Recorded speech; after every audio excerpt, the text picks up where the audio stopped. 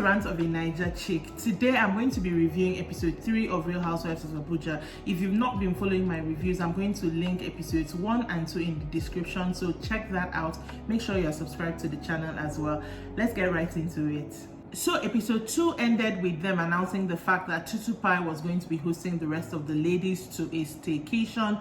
So episode 3 opens up with them arriving at this staycation. Apparently in the group chat that the ladies are in, they had said if you arrive late, you're going to have to room with someone, like you're going to have to share a room. So Princess got there first, and then Tutupai, the host, got there after her. Then Comfort and Arafa arrived, and they kind of sat in the lobby, kind of waiting for OJ and Samantha. But after a while, Tutu was like, let them go up to their rooms. I mean, it was obvious that Samantha and OJ were going to be late, which they were. They showed the first 4 ladies who got there early entering their rooms, and Tutupai had arranged like this little box of gifts for them that had like usables. That's what she called them, like stuff like face masks and stuff that they can use on the staycation. I think Arafa was kind of shading the gifts that she put in the box, kind of like maybe comparing it to her own, which she gave people panties that people may most likely not use, compared to things like maybe a hand lotion or face mask. Of course, I'm going to use that, but anyways, that was not really a big thing. Then Tutupai, as the host, went around checking on the ladies to see how they're settling in. But when she got to Comfort room was very nice, by the way. Kind of had this bamboo thing going on, so she was like, okay, maybe this is an African theme. She felt like Tutupai took her personality and gave her that particular room. When Tutupai got to Comfort room, Comfort thanked her for the room and mentioned that she felt that detail was very, very nice of her. And they kind of had like a moment in that conversation they had, because Comfort had her scent, her fragrances laid out on the table. I don't know why, but anyways, when Tutu saw it and realized, oh, this is what you do, apparently that's something she's really interested in. So they kind of talked, and Comfort mentioned the fact that Tutu kind of reminds her of a younger self, and she saw that she has a big heart and stuff like that. They had a moment which I really liked, a very nice conversation. Later on, of course, by now, OJ and Samantha have gotten to the venue. Tutu went and welcomed them.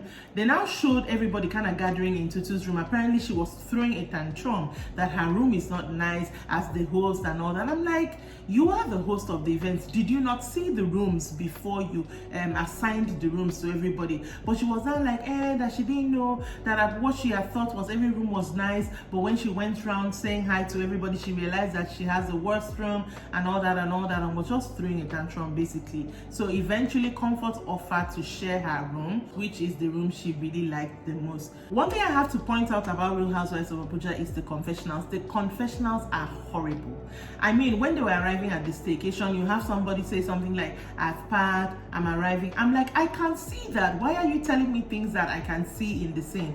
So far, I would say the person who has the best confessional may even be Arafa and Comfort, because Comfort tends to mention other details that we are not seeing in the scene. But Princess, Samantha, OJ, oh my god, I do not like their confessionals at all. Maybe I like Tutupai's on a little bit, but the confessionals are horrible. I hope the producers work on it if there's going to be a season 2, because it's not giving at all. Anyways, moving on to the lingerie party that they had on the first night of getting to the staycation. Everybody was supposed to come in lingerie. Of course, Princess nailed it. Samantha came in like fishnet and stuff. Like, I did not expect to see Samantha bearing her body like that. Like, I'm not saying it's bad, but I'm like, I was surprised from the personality that I think I know of her from the 2 episodes I've watched. But she and Princess were the only people who really nailed it out. Maybe Arafa nailed it a bit, but I didn't really notice her honestly with Princess and Samantha there. And then the host herself also tried. But Comfort came in a robe. Like, I don't know what she had on there, but she came in a robe. And OJ Poshorola came in a nightie, nightgown that we used to wear back in the day. She came in a nightgown, which I understand honestly, because she explained in her confessional she doesn't like to bare her body. But I'm like, you could at least class it up a little bit. That one was just giving mommy GO, but it was fine. The setup was very fine. I think Tutupai knocked that out of the park. There was a chocolate fountain. The decoration was very fine. They had teepees, so many drinks, some mini burgers. Like, it was really, really beautiful. The only thing I think is the space was was a bit small, but then again, there's nothing she can do about that. I mean, she had to work with whatever space that particular hotel had. The lingerie party started and the girls were just getting to know themselves. Like, it was really nice. They were bonding, they were having conversations. Princess was talking about how she and Tutupa used to be when they were younger. I didn't even know they'd known themselves for that long. That was really, really beautiful. Like, it was a nice party. Till Tutupa now decided that she invited a sex therapist for them to come and talk to them if they're having any, like, just come and talk to the girls, and I mean, just maybe to spice up the party. And who was the sex therapist that they invited? The infamous Jaroma. Now, everybody knows Jaroma, at least I think everybody does, but if you don't know, I'm not here to tell you about her. But when they introduced her and she came into the thing, I don't understand. I don't know what the producers did there. They were literally running an advert for this girl. I think she must have paid some money for that to happen, because it was an advert. I've seen guests come in to do something at these shows and you don't start showing clips of them. I'm not even talking of the clip that they did of her in her own lingerie and her car walking in. I'm not even talking about that. I'm talking about the clips you are showing of her and what she does, and like, that was so unnecessary. I felt like that was an advert straight up. Anyway, she comes and they say, introduce yourself and what you're doing for us. This girl started to talk about who she is and how she came to the limelight and how many followers she has on Instagram, and I'm like, I don't understand. You are a sex therapist. That is how you're being introduced to these ladies.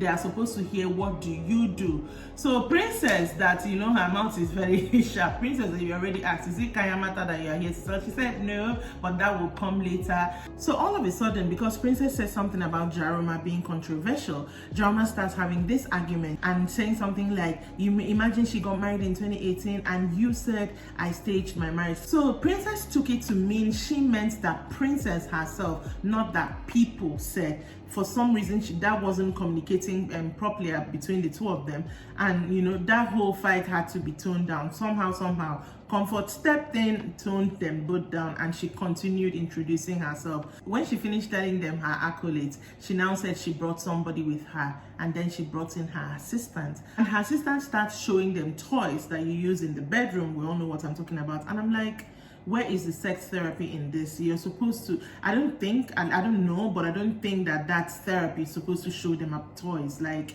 it wasn't giving anything at all. And she talked for such a long time. Even Tutupai was kind of like, why are you here? I invited you and you invited your assistant. Anyways, you know, Jaroma left too. After her assistant finished speaking, I thought that she would come back, kind of like wrap it up. But she left. Apparently, she got angry. The next thing, camera showed her she had changed to remove that wig and she was entering her car and leaving. And I'm like, okay, what was that? But anyways, the party continued and the girls played a game, which was really fun.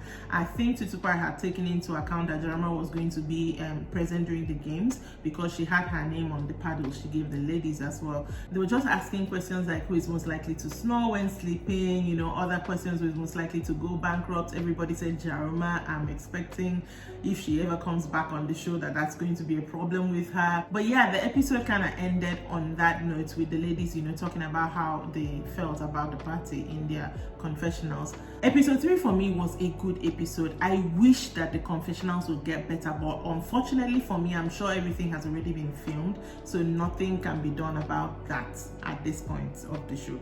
I just hope the producers take note about it. Enough people complain about it and they take note about it, and you know, do better if there's to be a season 2. That is it for me today. Do join me next time when I review another episode of Real Housewives of Abuja. Remember to check the description for the other reviews I've done of this show, and remember to subscribe to this channel, share with your friends to subscribe as well. Check me out on Facebook at Rants of Naija Chic. I am on Instagram with the same name, and I'll see you some other time. Okay, bye.